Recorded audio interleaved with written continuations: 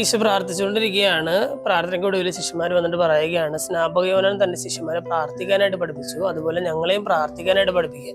സ്നാപകയോഹന്നാൻ ശിഷ്യന്മാർ മനോഹരമായിട്ട് പ്രാർത്ഥിക്കുന്നു, നീയും മനോഹരമായിട്ട് പ്രാർത്ഥിക്കുന്നു, ഞങ്ങളെയും ഇതുപോലെ പ്രാർത്ഥിക്കാനായിട്ട് പഠിപ്പിക്കുക. ഈശോ ഇവരെ എങ്ങനെ പ്രാർത്ഥിക്കണം എന്നതിനേക്കാൾ ഉപരി ഈ ദൈവത്തെ, നിങ്ങൾ പ്രാർത്ഥിക്കുമ്പോൾ ദൈവത്തെ എങ്ങനെ കൺസിഡർ ചെയ്യണം എന്നുള്ള കാര്യം ഈശോ അവരെ പഠിപ്പിക്കുകയാണ്. ഈശോ ശിഷ്യന്മാരോട് പറയുകയാണ്, നിങ്ങൾ പ്രാർത്ഥിക്കുമ്പോൾ ഇങ്ങനെ പ്രാർത്ഥിക്കണം: സ്വർഗസ്ഥനായ ഞങ്ങളുടെ പിതാവേ. ദൈവത്തെ പിതാവ് എന്ന് വിളിച്ച് പ്രാർത്ഥിക്കാനായിട്ടുള്ള ഒരു സൂത്രം ഈശോ ശിഷ്യന്മാർക്ക് പറഞ്ഞു കൊടുക്കുകയാണ്.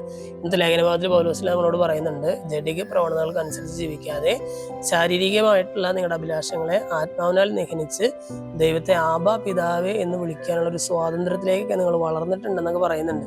എന്ന് പറഞ്ഞാൽ ദൈവം ആരാണെന്ന് ചോദിക്കുമ്പോൾ അങ്ങകലെ സ്വർഗത്തിലുള്ള ഏതോ ഒരു മനുഷ്യനല്ല, അല്ലെങ്കിൽ ഏതോ ഒരു ദൈവമല്ല, മറിച്ച് ഏറ്റവും അടുത്ത് എനിക്ക് അപ്പ എന്ന് വിളിച്ചാൽ പോലും കേൾക്കാവുന്ന അത്ര അടുത്തുള്ള, അത്ര പിതൃവാത്സല്യമുള്ള, കരുതലുള്ള, സ്നേഹമുള്ള ഒരാളാണ് എൻ്റെ ദൈവം എന്നുള്ളൊരു ബോധ്യത്തിലേക്ക് നമ്മൾ വളരണമെന്ന് ഇന്നത്തെ വചനഭാഗങ്ങൾ നമ്മൾ പഠിപ്പിക്കുകയാണ്. സ്നേഹമുള്ളവർ, ഇന്നത്തെ വചനഭാഗങ്ങൾ വായിച്ചു കഴിയുമ്പോൾ ദൈവത്തെ അപ്പ എന്ന് വിളിക്കാനുള്ളൊരു ഫ്രീഡത്തിലേക്ക് നമ്മൾ വളർന്നു കഴിഞ്ഞു എന്നുള്ളൊരു ബോധ്യത്തിൽ വളരാനായിട്ട് നമുക്ക് പരിശ്രമിക്കാം. അങ്ങനെ ദൈവത്തോട് ഏറ്റവും അടുത്ത് നല്ലൊരു ഇൻറ്റിമസിയിൽ വളരാനായിട്ട് നമുക്ക് പരിശ്രമിക്കാം. ദൈവം നമ്മെല്ലാവരെയും സമൃദ്ധമായിട്ട് അനുഗ്രഹിക്കും.